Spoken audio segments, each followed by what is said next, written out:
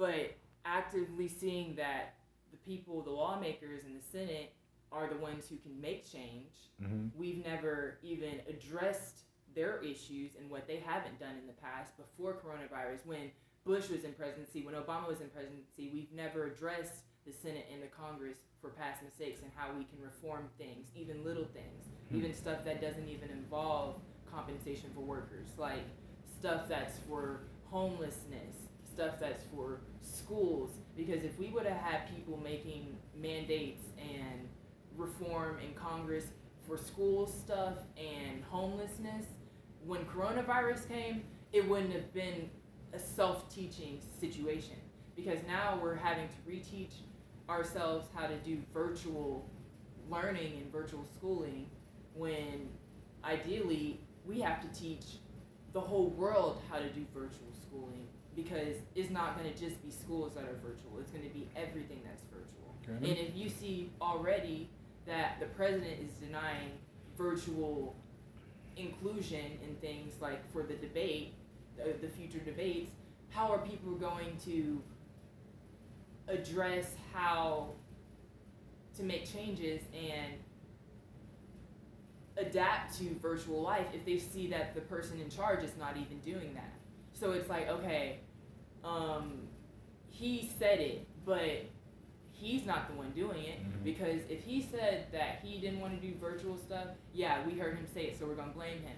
But really, if we would have even known how to do virtual stuff before coronavirus, it wouldn't have been an issue. We would have learned how to do stuff like that, how to have backup, I don't know, just like... I hear what you're saying. It's amazing. So what you're saying is he's not leading by example, right? So you blame. So if everything had been put in place before coronavirus, we wouldn't be where we are now. And if they start from the low, now can you go in a little bit more and explain to the family what you mean by starting at the local level for this local government instead of just focusing more on the Congress? How could they start addressing issues at the local level? How do you think? You can start addressing issues at the local level just by enacting certain things in your community, whether it's discussion boards, whether it's next door apps, whether it's getting to know the people who are in your courtrooms and the cops that are in your area, the people who assist with food banks and school assistance. Gotcha. You'll be able to know right away those people who are in charge and the rules that are being made for them, because if not, it's just like, oh, you expect all these things right away because there's an emergency, but no one's to blame but the people who have given those individuals the rules. All of these jobs that are for our local level people, the mayor, the governor, all of those jobs are so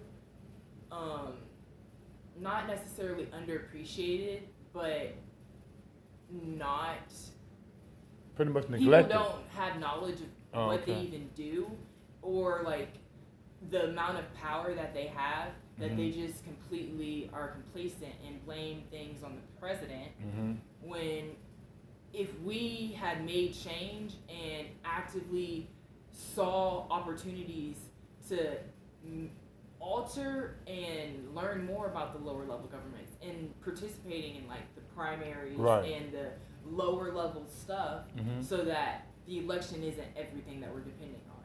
Because now the election is everything that we're depending on, because we have Republican majority in nearly all of the Senate, and they are always going to be the people who overturn or figure out what's final. And with them being predominantly Republican and our Republican candidate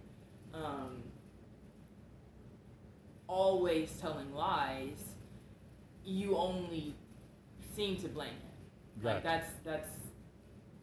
What do you think about Trump supporters? They're racist. That's it. Like, Trump supporters do not believe that there could be change with leadership. They believe that because this is where we are, this is just how it's going to be, and he should be our power. He should be our ruler because he believes what I believe. He has my Republican ideology. So because he has that, that's what I'm going to support. They don't actively see what he could do to help the situation. They just think, oh, we're all in this situation together. So as long as he believes what I believe, that's okay. And he believes racism. So. Okay, all right. Well, I appreciate that. Like family, like I said, I just wanted to come in with a small bit of conversation with my baby girl. This is my daughter, Dakota. Like I said, we were just here maxing and relaxing, and now we just want to throw a little food for thought for my baby. Like I said, in the meantime, between time, many most high, sorry to bring you joy. And me and my Tweety, we out of 5,000.